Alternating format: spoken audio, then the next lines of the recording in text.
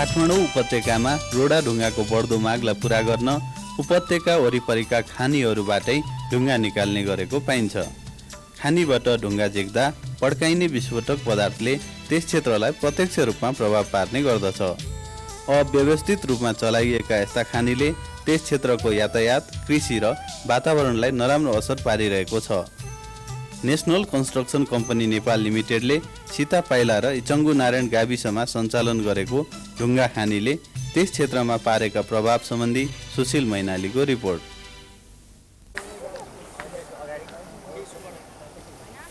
निर्माण कार्यको लागि आवश्यक पर्ने रोडा ढुङ्गा जस्ता वस्तुहरू सहर नजिकै उत्पादन गर्न सके सजिलो र सस्तो पर्ने हुन्छ। उपत्यकाका लागि चाहिने रोडा ढुङ्गाहरू पनि धेरैजसो उपत्यका नजिकैका गाउँहरूबाट निकाल्ने गरेको पाइन्छ। यसो गर्दा नगरवासीलाई सजिलो भए पनि खानी वरपरका बासिन्दाहरू भने अप्ठ्यारोमा पर्छन्।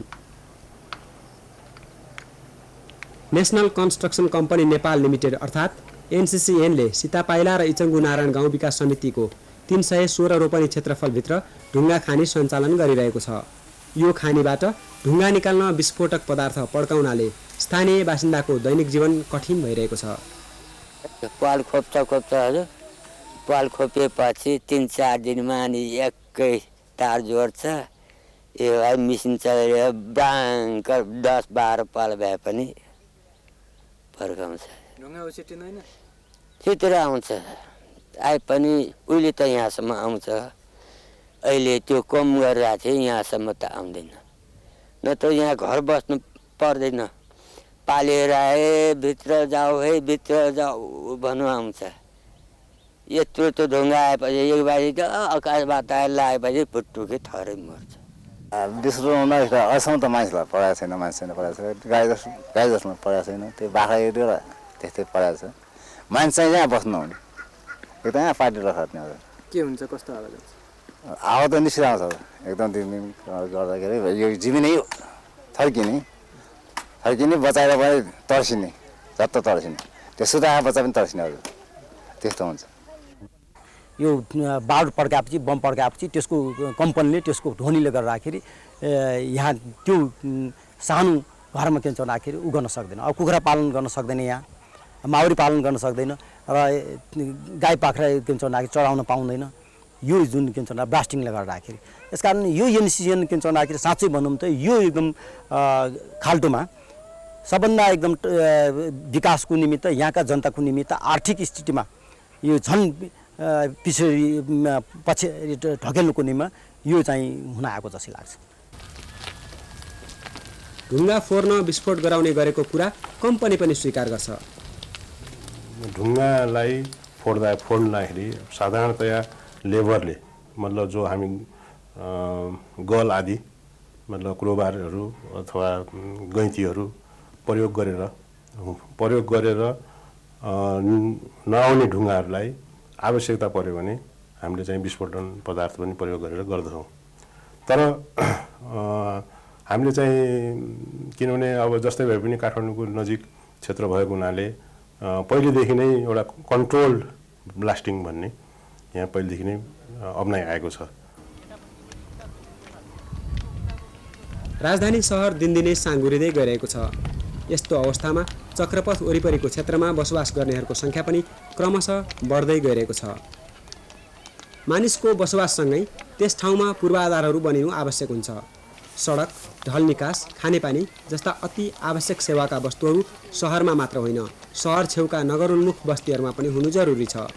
चक्रपथसँगै जोडिएर रहेको यस गाउँमा भने त्यस्ता सुविधाहरू प्राप्त छैनन् र यसबाट हामीलाई बाटो पनि उपलब्ध छैन। पश्चिममा पनि एनसीसीएनकै कम्पाउन्ड र पूर्वमा पनि एनसीसीएनकै कम्पाउन्ड, जसले गर्दा हामीले यहाँ कुनै पनि विकास निर्माण, कुनै पनि योजनाहरू सञ्चालन गर्न सकेको छैन। बाटोले रोकिदिन्छ। र उदाहरणको लागि योभन्दा 1 वर्ष अगाडि एनसीसीएनको ब्लास्टिङको समयमा र एउटा महिलालाई हस्पिटल लानुपर्ने थियो। ऊ डेलिभरी केस थियो र ब्लास्टिङ गर्ने कारणले गर्दा उसलाई बाटो रोकेर र त्यो बाटैमै डेलिभरी भयो। त्यो बाहेक अन्यत्रमा बाटो खोल्नु हामी जहिले पनि एकचोटि स्थानीय यहाँका साथीहरू र कम्पनी बिच पनि सहमत भएको छ। उहाँहरूको र हाम्रो जो भएको सहमतिमा बाटो खोल्नमा हाम्रो तर्फबाट गर्नुपर्ने कुरामा हामी जहिले पनि सहमत छौँ। सुक्खा मौसममा काठमाडौँ महानगरपालिकाको स्वयम्भूदेखि कलङ्कीसम्मका बासिन्दाले खानाका लागि यहाँको पानी प्रयोग गर्ने गर्दछन्। खानीको सिधै तल रहेको 5 धारा र 3 धारा मुहानहरू यस बेसीका सिँचाइका मुख्य स्रोत हुन्। खानीमा विस्फोटन गर्ने क्रमसँगै यी मूलहरू सुक्दै गएको स्थानीय बासिन्दाको दाबी छ। झिमिने सड्किने गरेर परेर त नाक पनि भएको छ होला, झे पनि भएको छ होला, त्यही कारण नभएको। पहिला यत्रो मुसुल त्यो टिँबाट आइरहेको छ भनेर अहिले त पानी छैन। अब त्यो म चाहिँ अब त्यो ग्राउन्ड वाटर, अब यो सबै सम्बन्ध छ ग्राउन्ड वाटर लेभल कहाँ थियो, कसरी छ, त्यो खानीमा के रूपमा थियो पहिले हुँदाखेरि, पहिलेको चाहिँ र त्यो हाम्रो इफेक्टले हो वा होइन भन्ने कुरा यो खोजको विषय हो। खानी क्षेत्रमा ढल निकासको उचित व्यवस्था छैन। त्यस क्षेत्रको पानी एकै ठाउँमा भेला भई आउने भलले धानबालीमा नोक्सान पुर्याइरहेको छ। भलले बगाएर ल्याएको गिटी र रोडा ढुङ्गा खेतमा पस्नाले जमिनको उर्वरा शक्ति घट्दै गइरहेको छ। पानी धेरै परेको वर्ष किसानले खेतमा बाली लगाउन समेत पाउँदैनन्। अब आज बनायो भोलि त्यति, भोलि बनायो पर्सि त्यतिकै गएर यहाँ भने यो श्रीमान सरकार त यहाँ भएन हुन्छ, हामीले धान गर्न सक्छौँ भन्ने धागधम्की दिने, यो ढल लागु गरिदिनुहोस्, यस्तो राम्रो व्यवस्था गरिदिनुहोस्, यो त हाम्रो मर्का पऱ्यो भन्दाखेरि तै भएन हुन्छ भने हालो धागु दबी पारेर पठाउँछ। यो सानो गिटी आउँछ, ठुलो गिटी आउँछ, यो मसिनो जाने लेते त्यो ढुङ्गाले जाने छानेर रहेको लेते त्यही आलमा राखेको हुन्छ, त्यो पनि यहीँ आउँछ। अनि हामीले त भन्यो भने हेरौँ यो त श्रीमान सरकारको ढुङ्गा खाने अन्त पनि त छ। यो जना त कसैको घर चर्किरहेको छ, कसैको खेतमा आपत्ति परिरहेको छ भनेदेखि यस्तो खाने अन्त पनि हुनसक्छ। यो हामीलाई मात्रै किन यस्तो यो भनेर पनि भन्यो भन्दाखेरिमा तैँले मार हुन्छ श्रीमान सरकारको, हामी पनि श्रीमान सरकारकै हौँ। हाम्रो त सानो पुँजी छ, पुँजी सिधि बस्दा बर्बाद हुन्छ। श्रीमान सरकारको त यस्तो पर ढुङ्गा त 1000 ठाउँ छ, उहाँले के गर्न सक्नुहुन्छ। तर कम्पनी भने भल र लेदो पोखरीमा जम्मा गरी बिक्री गर्ने गरेको दाबी गर्दछ। फाइन डस्ट एकुमुलेट जम्मा गर्नको लागि हामीले पोखरी नै बनाएको थियो र अब पोखरीमा त्यो जम्मा हुँदै र कहीँ आवश्यक पर्यो भने बेची पनि दिने, अब मान्छेहरू विभिन्न रिक्वायरमेन्टमा आउँछन्, त्यसरी हामीले दिने गरेको छ। तर यसपालि के भयो भने यसपालि चाहिँ अत्यधिक पानी पनि पर्यो र अब त्यो एउटा ड्याम जस्तै हो होइन, अब पानी पर्यो पोखरी जस्तो बनाएको थियौँ एकतिरबाट फुटाइदिएछ। अब त्यो कस्तो भने अब यस्तो अब यो त नेचुरल प्राकृतिक उभा जस्तो भयो। कम्पनी र स्थानीय बासिन्दा बीच पहिले सम्बन्ध सामान्य थियो, तर अहिले उनीहरू बीच विवाद बढेर गएको छ। वातावरण सुधार जनजागरण समिति मार्फत 700 भन्दा बढी स्थानीय बासिन्दाले हस्ताक्षर गरेको स्मृति पत्र काठमाडौँ जिल्ला विकास समितिमा पुगेपछि अहिले जिल्ला विकास समितिमा रहेको खानी उपसमितिले विशेष चासोका साथ यसको अध्ययन गरिरहेको छ। र स्थानीय रूपबाट अब अहिले ऐतिहासिक क्षेत्र नजिकै रहेको हुनाले पनि बाहिरी क्षेत्रबाट बढी गुनासो आएको र सरसर्ती हेर्दाखेरि त्यहाँको प्राकृतिक रूपमा रहिरहेको पानीको मल त्यहाँ त्यो 3 धारा 5 धारा भन्ने नजिकै रह्यो र त्यो सँगै अब स्कुलहरू पनि रहेको, घना बस्ती रहिरहेको स्थिति चाहिँ अहिले त्यो एनसिसिएनसँग रहेको छ र जनताको विगतदेखि नै केही गुनासो अलिकति मत्थर ढङ्गले थियो भने अहिले अलिकति तीव्र रूपमा जति घनत्व बढ्दै गएको छ र त्यसले अहिले त्यो पिच घोल्ने त्यो प्लान्ट राखेपछि चाहिँ त्यसले बढी धुलो उत्पादन हुँदो रहेछ र त्यसले केही बढीभन्दा बढी असर गर्ने भएको हुनाले जनताको विरोध चाहिँ अलिकति बढ्न सुरु गरेको रहेछ। जिल्ला विकास समितिको खानी उपसमितिले आफ्नो अध्ययनपछि खानी क्षेत्रमा भएका कामले त्यस क्षेत्रमा केही समस्या रहेको निष्कर्ष निकालेको छ। विशेष गरी इचङ्गु गाउँ विकास समिति त 1, 2, 3, 4 र 5 वटा चाहिँ बढी प्रभावित कि उनीहरूको आउजाउ गर्ने त्यो कम्पनीको ब्लास्टिङ गर्ने एरियाबाट आउजाउ गर्ने बाटो रहेछ। त्यसले गर्दाखेरि त्यतातिर त्यस्तो समस्या रहेको छ भने त्यो जुन क्वारी एरिया भन्दा मुनितिर रहेका फाँटहरूमा चाहिँ जुन त्यो मेटेरियलको धुलोहरू जति त्यहाँ उत्पादन हुने मेटेरियलका धुलोहरू चाहिँ बर्सातको समयमा बगाएर लगेर खेतीयोग्य जमिनलाई समेत केही असर गर्ने स्थिति त्यहाँ भेटियो। एकातिर निर्माण कार्यमा यी वस्तुहरू अति आवश्यक हुन्छन् भने अर्कोतिर प्राकृतिक रूपमा प्रचुर मात्रामा पाइने यस्ता सामग्रीहरू जथाभावी निकाल्नाले प्राकृतिक स्रोतहरू र वरिपरिको वातावरणमा नराम्रो असर परिरहेको हुन्छ। त्यसैले यस्ता खालका काम व्यवस्थित र दिगो हुनुपर्दछ।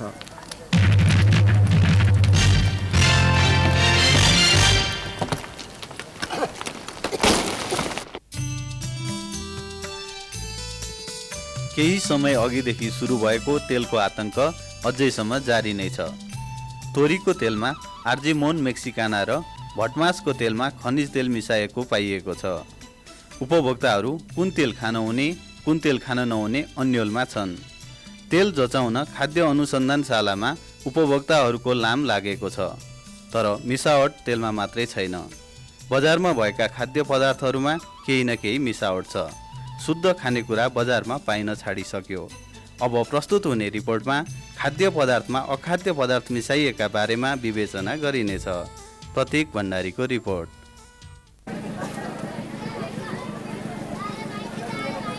यो मिसावटको बजार हो। यहाँ हरेक खाद्य वस्तुमा अखाद्य वस्तु मिसाइएको छ। दैनिक उपभोगका लागि खाद्यान्न किनमेल गर्ने उपभोक्ताहरूले बजारबाट मिसावट नभएको सामान किन्न निकै गाह्रो छ। पिठोमा भुस, बेसारमा पहेँलो माटो र खुर्सानीमा इँटाको धुलो मिसाइन्छ। चामल, दाल, नुन, तेल सबै कुरामा केही न केही मिसाइएको छ। अब खानेकुरामा त के मिसाउँछ आजकल त्यहाँ दूषित तेलले गर्दाखेरि, जस्तै मिठाईहरूमा अब यो तेलहरू खानुहुन्न भने सरकारहरूबाट चाहिँ प्रचार भइरहेछ। जनताले चाहिँ कुन तेल राम्रो कुन तेल नराम्रो भन्ने कुरो कुनै छुट्याउन सक्दैन। त्यसै कारण बजारमा धेरै जस्तो त दूषितै हुनुपर्छ, जनतालाई थाहा हुँदैन। तपाईँ खानेकुरा जहाँ किन्न जाँदाखेरि त्यो कुरा सोध्नुहुन्छ साउजीसँग सोध्नुहुन्छ, उहाँले त मिसा छैन भन्छ। आफूले गरेको काम गल्ती कसले मैले गल्ती गरेको छु भनेर भन्छ, त्यो त कसैले पहिलो चरणको मिसावटको सुरुवात खाद्यान्न कारखानाबाटै हुन्छ। उपभोक्तासम्म आइपुग्दा मिसावटले धेरै चरण पार गर्छ। हालै मासको दालमा फेला परेको सिसाले अनुसन्धानकर्ताहरूलाई अझ तर्साएको छ। रङहरूमा, खास गरी रङहरूमा पनि कहिलेकाहीँ खान नहुने खालका रङहरू चाहिँ पाइएका छन्। त्यसबाट चाहिँ अत्यन्त घातक हुनसक्छ, स्लो पोइजन जस्तो पनि हुनसक्ने भएको हुनाले हामीले रङहरू भन्दाखेरि किसिमले मिठाईहरूमा, त्यसपछि दालहरूमा पनि रङले चाहिँ अलिक प्रवेश पाएको छ, जुन टल्काउने किसिमको प्रवृत्ति बढेर गएको हुनाले। र यसको अलावा यो सिङ्के चाउचाउहरूमा पनि रङ अलिकति राख्ने गरिरहेको छ। तोरीको तेलमा आर्जिमोन मेक्सिकानाका दाना मिसाइएको प्रमाणित भएपछि अहिले खाद्य अनुसन्धानशालाको काम नै तेल जाँच्ने भएको छ। अन्य खाद्य पदार्थमा स्वास्थ्यलाई हानि गर्ने अखाद्य पदार्थहरूको अनुसन्धान गर्ने काम थातीमा रहेको छ। खाद्य अनुसन्धानशालाका विशेषज्ञहरू दिनरात तोरी र भटमासको तेलमा भएको मिसावट जाँच्न व्यस्त छन्। मिसावट भएको तेल खाएर देशभरिमा 2 दर्जन व्यक्तिलाई ड्रप्सी रोग लागिसकेको छ। यो मासु बजारमा जथाभावी खुल्ला मासु बेच्न राखिएको छ। यी माछाहरू कतिको ताजा हुन् जाँचेर राखिएका छैनन्। माछा, मासु र त्यसबाट उत्पादित खानेकुरा स्वास्थ्य नहुँदा क्यान्सर जस्तो रोग लाग्न सक्छ। पत्र पत्रिकाहरूमा मिनरल वाटरमा अखाद्य वस्तुहरू फेला परेको समाचार प्राय जसो आइरहेकै हुन्छ।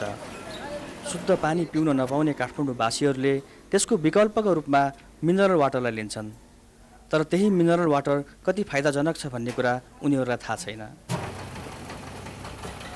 लापरवाहीका कारण मिनरल वाटरमा मिसिने खिया, विषादी लगायतका हानिकारक पदार्थले गर्दा छालाको क्यान्सर लगायत मृगौलालाई समेत नराम्रो असर पार्न सक्छ। टिनमा राखिएका यी खानेकुराहरूले पनि शरीरलाई हानि पुर्याउँछ। हामीले बिहान बिहान पिउने दुध त अझ स्तरहीन छन्। हामीले डेली जस्तै हामीले मोनिटर गर्छौँ। केही दुधहरूको चाहिँ सबै डेरीहरूको नभए पनि कहिले कुनैको यो हिसाबले हामीले चाहिँ ठुला यो डेरिजहरूको चाहिँ हामीले तिनीहरूको चाहिँ पास्चराइजेसनको अथवा अरू परीक्षणहरूको जस्तो चाहिँ के भने त्यसमा कति चाहिँ चिल्लो हुनुपर्छ अथवा कति चाहिँ यो ठोस पदार्थ हुनुपर्छ, यो हिसाबले हामी मोनिटर गरेर हेर्छौँ। त्यो मोनिटर गरेर हेर्दाखेरि हामीले एउटा चाहिँ विचित्र के कुरा पाएका छौँ भने धेरै जसोमा यो पास्चराइजेसनको चाहिँ टेस्ट चाहिँ धेरै थोरैले मात्रै मिट गरेका छ। प्रतिशतको हिसाबले हेर्ने हो भने 50% भन्दा चाहिँ मिट गर्ने धेरै थोरै छन्। देशको कानुन र विश्व स्वास्थ्य सङ्घले खान नहुने भनेर प्रतिबन्ध लगाइसकेको विषालु रङ मिठाईहरूमा खुलेआम प्रयोग भइरहेको छ। अब हामीले भर्खरै चाहिँ मिठाईहरूमा यो रङको हिसाबले पनि गरेका छौँ। कुनै कुनै अब रङको हिसाबले पनि हामीले 200 नमुनाहरू जति सङ्कलन गरिसक्यौँ र त्यसमध्येमा 100 परीक्षण गरिसक्यौँ, अनुसन्धान गरिसक्यौँ। त्यसमध्येमा 9-10 चाहिँ यो खान नहुने खालका चाहिँ रङहरू पनि प्रवेश भएको पाइयो। केही समय अगाडि यो मेटर्निल येलो भन्ने चाहिँ अलि अत्यधिक पाइने गरेका थियो। त्यसबारेमा चाहिँ अलिकति हामीहरूले पनि यो कार्यक्रमलाई अगाडि बढाएका थियौँ। त्यो अलिकति अहिले चाहिँ घटेको चाहिँ पाइयो, तर एउटा दुईटामा फाटाफुट्टा त्यो पनि देखियो। र त्यस्तै गरी अर्को चाहिँ एउटा दुईटा अरू रङहरू पनि त्यस्तै घातक खान नहुने खालका रङहरूले प्रवेश चाहिँ त्यो मिसिएको पाइयो। त्यो भएको हुनाले अब हामीले रङहरूलाई पनि यही तेलकै जस्तो अपरेसनको रूपमा हामीले अलि कार्यक्रमलाई अगाडि बढाउने विचार गरेका छौँ। मेटानिल येलो खाएमा हेमोग्लोबिनलाई नष्ट गर्छ, आँखा कमजोर र अन्धो बनाउन सक्छ। पैतृक गुण बोकेर सन्तानमा सार्ने अनुवांशिकतालाई परिवर्तन गराएर अपाङ्ग, लुलो, लङ्गडो, सुस्त मनस्थिति, मन्द बुद्धि, रोगी सन्तान जन्मिन सक्छ। अनि बाँझोपनको सृजना गराउने फोक्सो, कलेजो, मृगौला, फियोमा घाउ बनाई काम गर्न नसक्ने बनाउँछ।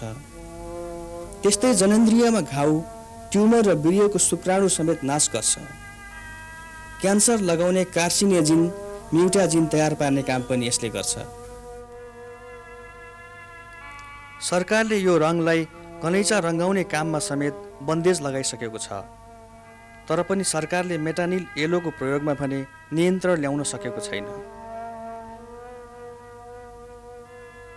बजारमा जहाँ पनि सजिलैसित किन्न पाइने मेटानिल येलो 200 ग्रामको मात्र 8 रुपियाँमै किन्न पाइन्छ, जबकि खान हुने रङको दाम 100 देखि 150 सम्म पर्छ। सस्तो र मुनाफाको नाममा बजारमा पाइने मिठाई केवल मिठो विष भएको छ। तिहार भर्खरै सकिएको छ। तिहारमा धेरैले यस्ता रङ्गी चङ्गी मिठाईहरू किनेर खाइसकेका छन्। देख्दा आकर्षक लाग्ने यी मिठाईहरूमा खान नहुने रङ मिसाएको हुन सक्छ। हामीले स्वस्थ रहन खाने फलफुल नै दूषित भएपछि के होला? तरकारी र फलफुलमा प्रयोग भएको विषादीले मानिसको स्वास्थ्यलाई नराम्रो असर पारिरहेको छ। संसारमै प्रतिबन्ध लागिसकेका विषादीहरू हाम्रो तरकारी बारी र फलफुल खेतीमा अन्धाधुन्द प्रयोग भइरहेको छ। सडक गल्लीको खुला ठाउँमा पकाएर बेच्न राखिएका यी खानेकुराहरू त अझ हानिकारक छन्। सुन्धारा नजिक बेच्दै गरिएको यो खानेकुरा कतिको खान लायक होला?